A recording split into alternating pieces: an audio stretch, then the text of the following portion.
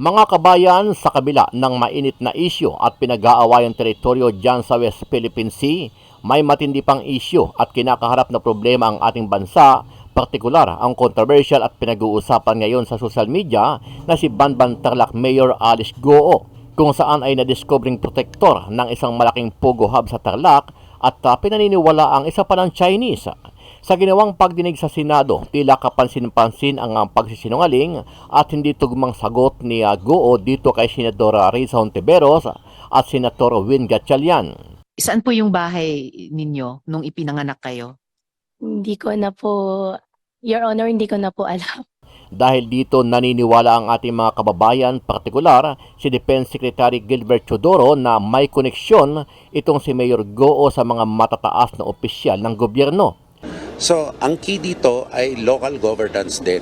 Doon sa Bamban, imposibleng ganun kalaki na 32 buildings na establishment na napakalaki na mangyayari ang mga illegal na gawain na walang nagtatanong. Nauna nang itinanggi ni Pangulong Bongbong Marcos Jr. na hindi niya kilala ang alkalde ng Tarlac na si Alice Goo, kaya dapat lang imbestigahan ang tunay na pagkatao nito.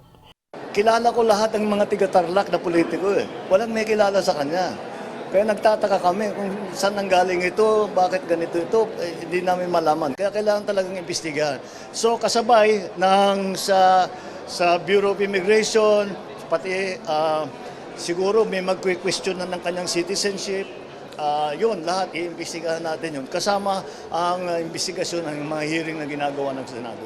Samantala, naglabas naman ang mga larawan sa social media itong si Mayor Alice Goo, kung saan ay kasama niya si Pangulong Bongbong Marcos Jr. sa isang event nito lang nakaraang February 20 ng kasalukuyang taon. Bagay na ikinagulat ng publiko sa kabila ng pagtanggi ng Pangulo na hindi niya kilala si Goo. Samantala, nanindigan naman ang ilang mga kongresista na dapat imbestigahan ang mayora sa tunay na pagkatao niya at pagkakakilanlan dahil hindi siya karapat-dapat na maging opisyal ng pamahalaan at dapat itong suspindihin o sibakin sa pwesto habang isinasagawa ang investigasyon. Malaking garapalan na ito eh. Itong Bamban Mayor Alice Goo sa kanyang mga sagot. Ito natin maigi talaga pang Pilipino ito. I mean, hindi siya dapat maging mayor kung hindi mapatunayang Pilipino siya. Dapat lamang na tanggalin na ito bilang mayor. Ano ang masasabi mo dito, kabayan? Sino nga ba si Mayor Alice Goo at ano ang koneksyon niya kay Pangulong Bongbong Marcos Jr.? Sama-sama nating panoorin ang buong video at pakikomment nyo po ang inyong mga reaksyon at sariling opinyon. Pero bago yan, muli po ako nag-iimbita sa mga hindi pa po nakasubscribe sa ating channel na Kabayan News PH, pakipindot po ang subscribe button at pakiclick na rin ang notification bell para lagi kayo updated sa mga bagong upload natin na legit at napapanahong balita. Maraming pong salamat. Inirekomenda ng Department of Interior and Local Government o DILG sa Office of the Ombudsman ang pagpapataw ng preventive suspension laban kay Banban Tarlac Mayor Alice Goo. Sa isang pahayag, sinabi ni DILG Secretary Benhur Abalos Jr. na bumuo na ang ahensya ng task force na tututok sa pag-iimbestiga ukol sa umano'y ugnayan ni Mayor Goo sa iligal na operasyon ng Pogo Hub sa kanilang lugar. Ayon pa sa kalihim, nakapagsumiti na sila ng report sa Ombudsman kahapon. Para sa DILG, nararapat na suspendihin muna si Mayor Goo upang mapigilan ang anumang tangkang pang-iimpluwensya sa isinasagawang investigasyon. UGG Embroidery Center Incorporated. Interestingly, nung pinacheck ko ito sa aming business permit section, walang ganyan na company in Valenzuela now and in the past. May negosyo kayo sa Valenzuela? Dati po, nung kabataan ko po, meron po yung magulang ko po sa Valenzuela po. Okay. And then I saw in one of the incorporation papers, meron silang residence sa Valenzuela. Is that correct? Your Honor, saan po sa Yan, 58 Si Kanumay Santiago. po. Malapit yan sa bahay namin actually. Opo. Kami 60 Santiago, ito 58. Sa bungad kami ito sa dulo. Samantala, nais naman ni Defense Secretary Gilbert Teodoro na magkaroon ng malalimang investigasyon sa nadiskubring iligal na Pogo Hub sa Bamban Tarlac.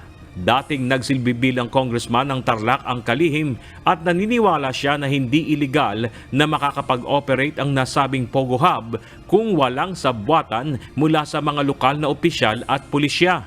Did you reside? Tumira ka ba sa Valenzuela? Tumira po ako parang, kung di po ako magkakamali, 1 taon po. And then, itong negosyo is QJJ Embroidery Center Incorporated. Opo. So you were also in embroidery? Yung magulang ko. Yung magulang mo sa Opo. embroidery. Okay. So, ang key dito ay local governance din. Doon sa Bamban, imposibleng ganun kalaki na 32 buildings na establishment na napakalaki na mangyayari ang mga illegal na gawain na walang nagtatanong. May accountability dapat ang local government hanggang sa taas dito dahil hindi imposibleng si Mayor Go lamang ang may kinalaman dito. Pati yung mga dating PNP, paano lumusot ito sa kanila? At ang gawain dito, hindi pogo ito hindi pogo, scam, human trafficking. May mga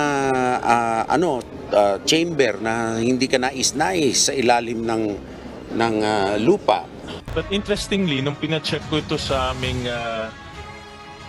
business permit section, walang ganyan na company in Valenzuela now and in the past. Your Honor, ngayon po wala na po. Before po, hindi ko rin po alam kasi bata pa lang po ako nun. Okay. Opo. May accountability dapat ang local government hanggang sa taas dito dahil hindi imposibleng si Mayor Go lamang ang may kinalaman dito. Pati yung mga dating PNP, paano lumusot ito sa kanila? At ang gawain dito, hindi pogo ito hindi pogo, scam, human trafficking. May mga chamber na hindi ka nais-nais sa ilalim ng lupa. Wala pang tugon ng PNP ukol sa pahayag na ito ng Defense Secretary. Nauna nang sinabi ni Pangulong Ferdinand Marcos Jr. na nararapat lamang maimbestigahan si Mayor Go dahil sa issue ng Pogo Hub at questionableng identity ng alkalde. Pasensya na. Okay. And then, nung pina-check ko itong 58 D. Santiago, itong address is exactly the same address kung saan isa sa mga kaibigan namin nakatira doon. So, kilala ko, in other words, kilala ko yung may-ari nito, yung Baile family. Angelique, sa harap ng investigasyon sa pagkakakilanlan at kaugnayan umano sa Pogo ni Bamban Tarlac Mayor Alice Go, sinubukan namin kuhanan ng pahayag ang mayora kaninang alas 10 ng umaga at 1:00 ngayong tanghali. Pero wala raw rito ang alkalde sa munisipyo. Dinayo namin yung kanyang tahanan sa Barangay Virgen de los Remedios pero hindi namin siya nakita. Mismong si Pangulong Ferdinand R. Marcos Jr. ipinagtataka ang pagkakakilanlan ni Bamban Mayor Alice Go. Kilala ko lahat ng mga tiga-Tarlac na politiko Walang may kilala sa kanya.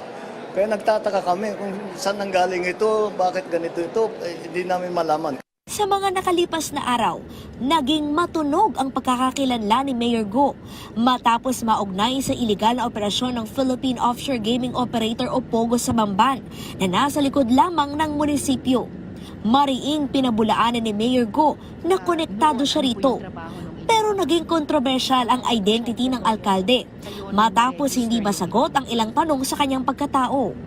Saan po yung bahay ninyo nung ipinanganak kayo? Hindi ko na po, Your Honor, hindi ko na po alam. Hindi rin niya nasagot bakit 17 taong gulang na siya bago na irehistro. Questionable rin ang hindi tugbang Filipino o Chinese citizenship ng ama ni Go sa kanyang birth certificate at dokumento sa negosyo. Ipagpapatuloy ang investigasyon sa Senado. Kaya kailangan talagang imbestigahan. So kasabay sa Bureau of Immigration, pati siguro may mag-question na ng kanyang citizenship. Yun, lahat iimbestigahan natin yun. Kasama ang investigasyon ng mga hearing na ginagawa ng Senado.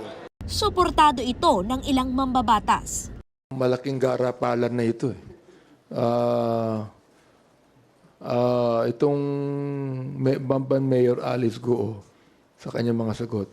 Tignan natin maigi talaga pang Pilipino ito. I mean, hindi siya dapat maging mayor kung hindi mapatunayan Pilipino siya. Dapat lamang na tanggalin na ito bilang mayor.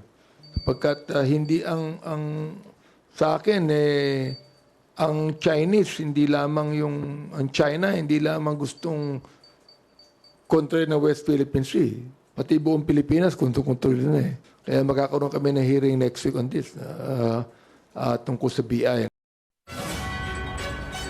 Sa mga nakalipas na araw, naging matunog ang pagkakakilanlan ni Mayor Go matapos maugnay sa iligal na operasyon ng Philippine Offshore Gaming Operator o POGO sa Bamban na nasa likod lamang ng munisipyo. Mariing pinabulaanan ni Mayor Go na konektado siya rito. Pero naging kontrobersyal ang identity ng alkalde matapos hindi masagot ang ilang tanong sa kanyang pagkatao.